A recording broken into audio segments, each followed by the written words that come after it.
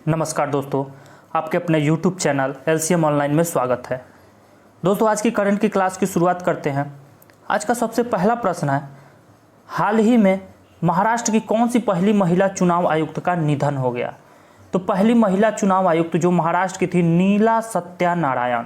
नीला सत्यानारायण का हाल ही में निधन हो गया, जो महाराष्ट्र की पहली महिला चुनाव आयुक्त थी।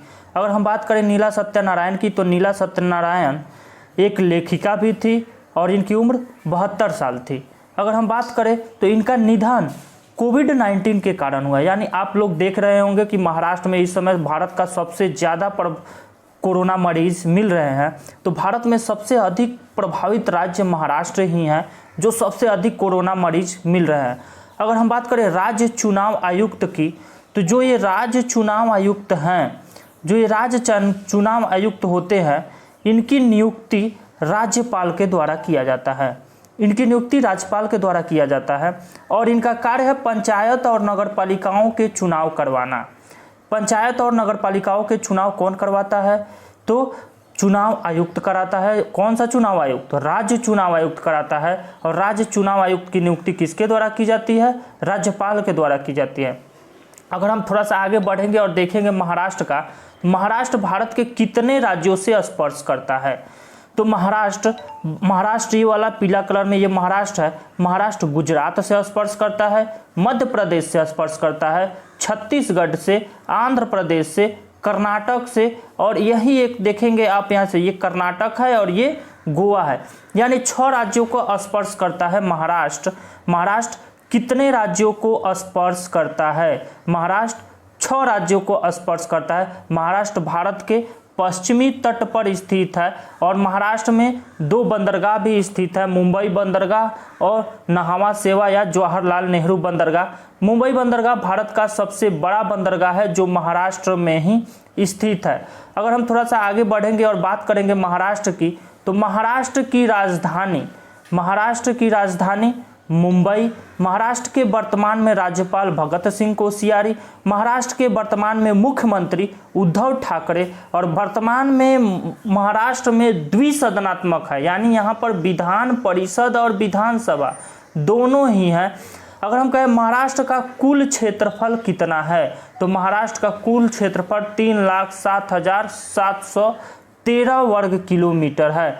3,07,713 वर्ग किलोमीटर किसका क्षेत्रफल है? महाराष्ट्र का क्षेत्रफल है। तो दोस्तों, चलते हैं अपने दूसरे प्रश्न की तरफ। हमारा दूसरा प्रश्न है कि हाल ही में किसे इंटरनेशनल एकेडमी ऑफ एस्ट्रोनॉटिक्स के 2020 वान कर्मन अवार्ड के लिए 2020 का वान कर्मन अवार्ड के लिए किसे चुना गया है? तो 2020 के वान कर्मन अवार्ड किसके लिए? डॉक्टर के सिवान को चुना गया है। यानी डॉक्टर के सिवान भारत के इसरो के अध्यक्ष है। इसरो के अध्यक्ष डॉक्टर के सिवान को वान कर्मन अवार्ड के लिए चुना गया है। तो अगर हम बात करें वान कर्मन अवार्ड की, तो वान कर्मन अवार्ड ये जो चुना तो गया है अभी 2020 में, लेकिन यह अवार्ड 2021 के पेरिस में सम्मानित किया जाएगा। यानी मार्च 2021 में पेरिस में इन्हें इस पुरस्कार से सम्मानित किया जाएगा। तो दोस्तों, अब हम वान कर्मन अवार्ड की थोड़ा सा बात करें तो आगे बढ़ते हैं। अगर कहें वान कर्मन अवार्ड, तो वान कर्मन अवार्ड की स्थापना थियोडर वान कर्मन एक वैज्ञानिक थे जो वायुगतिकी से संबंधित थे। इनके सम्मान में थियोडर वान कर्मन पुरस्कार दिया जाता है। यह पुरस्कार जो थियोडर वान कर्मन पुरस्कार है, ये वान कर्मन पुरस्कार पाने वाले पहले भारतीय रामचंद्र राव थे।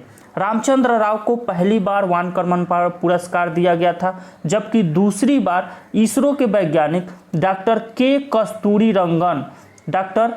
कस्तूरी रंगन को दूसरी बार इस पुरस्कार से सम्मानित किया गया। डॉक्टर के सिवन तीसरे व्यक्ति हैं जिन्हें वान कर्मन पुरस्कार से सम्मानित किया गया है। अगर हम बात करें वान कर्मन पुरस्कार की, तो इस पुरस्कार की स्थापना 1982 में।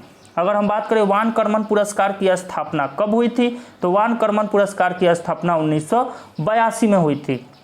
तो दोस्तों, अगले प्रश्न की तरफ हम चलते हैं। हमारा अगला प्रश्न है, नाबार्ड ने किस राज्य में 298 जल विभाजन परियोजनाओं के लिए करीब 222 करोड़ रुपए के अनुदान को मंजूरी दी है। तो 298 जल विभाजन परियोजनाओं के लिए कर्नाटक सरकार ने 222 करोड़ रुपए की अनुदान देने की बात कही है। तो अगर हम बात करें इस अनुदान से कितने परिवारों को लाभ होगा, तो 66,500 परिवारों और 3 लाख हेक्टेयर भूमि को लाभ पहुंचेगा।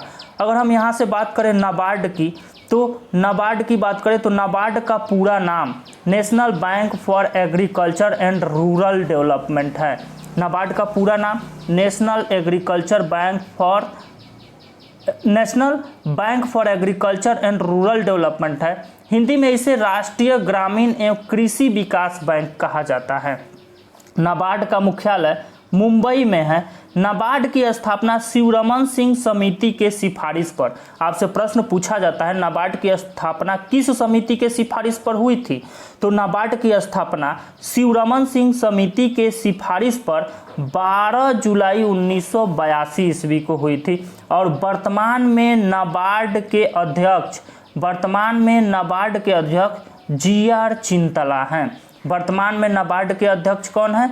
जी.आर. चिंतला है। और हाल ही में नाबार्ड का 12 जुलाई को 39वें स्थापना दिवस के अवसर पर 13 जुलाई को 2020 को डिजिटल चौपाल आयोजित किया गया।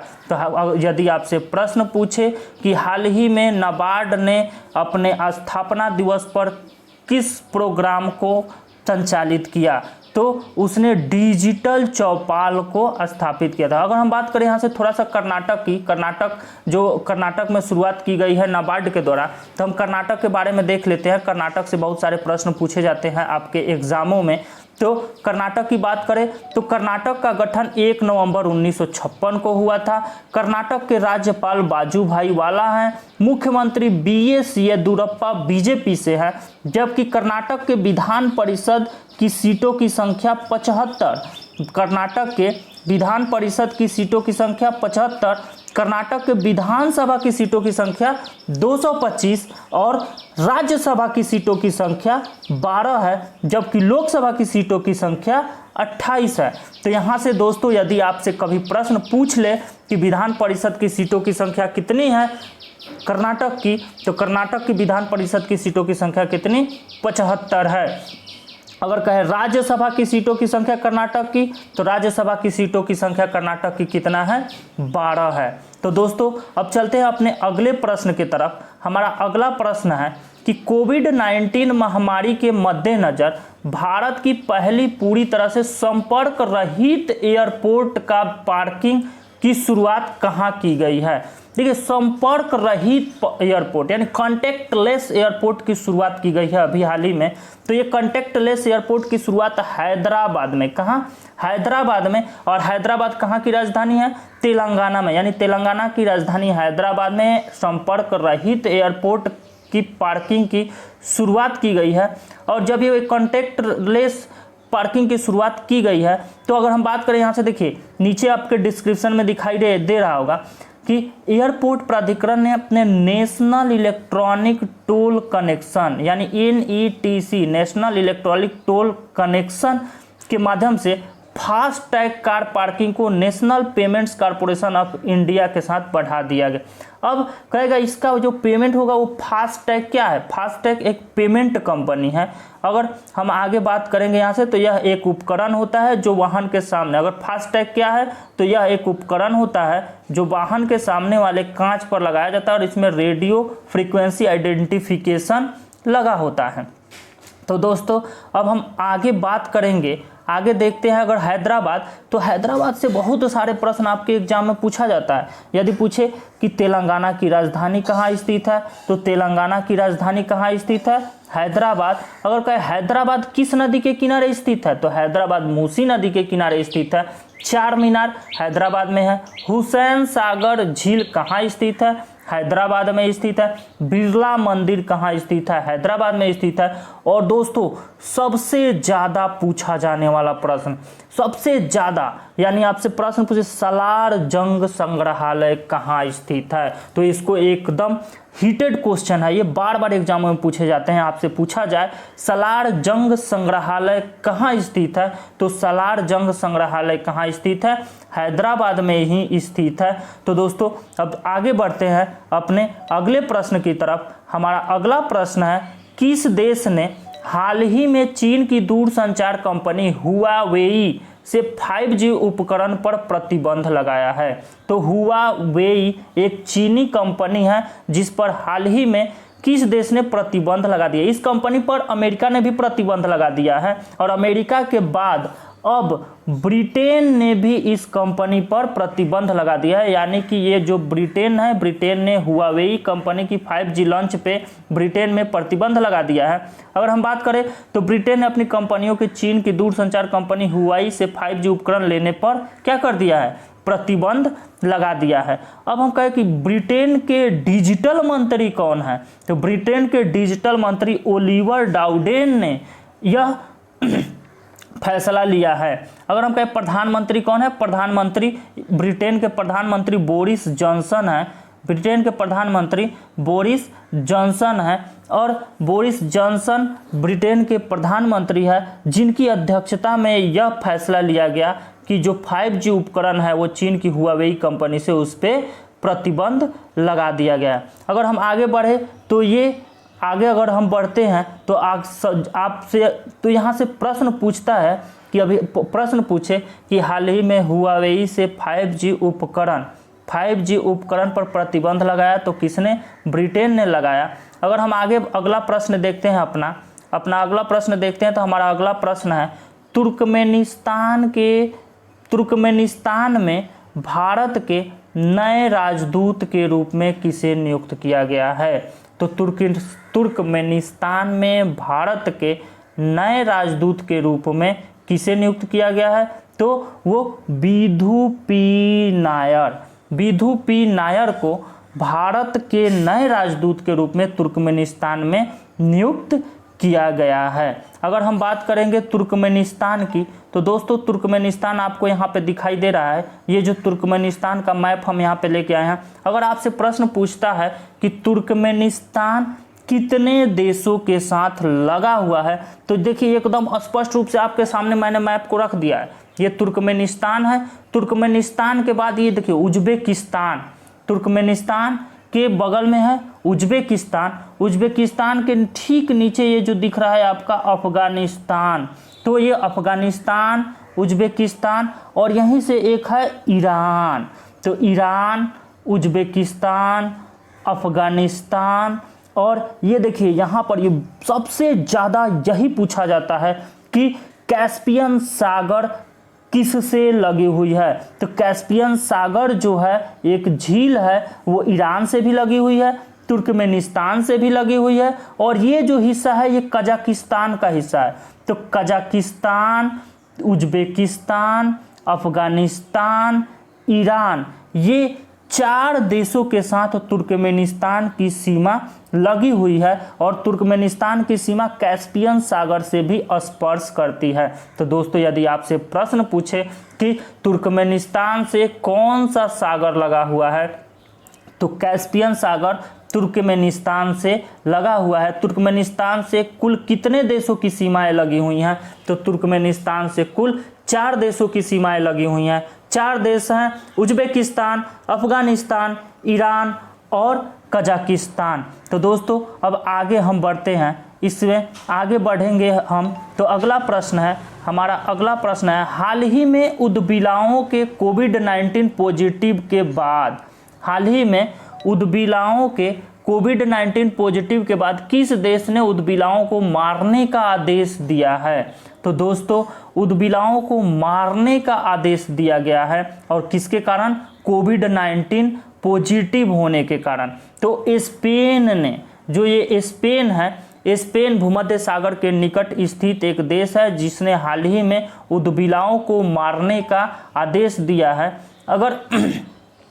अगर हम यहाँ से स्पेन को थोड़ा सा मैप के माध्यम से देखेंगे तो स्पेन जो आपको यहाँ पर दिखाई दे रहा है, तो स्पेन की राजधानी कहाँ है? मैड्रिड। स्पेन की राजधानी मैड्रिड। और स्पेन जो है वो मेडिटेरियन सी, यानी ये हो गया आपका भूमध्य सागर, ये अफ्रीका महाद्वीप, और अफ्रीका महाद्वीप ये हो गया भूमध्य सागर।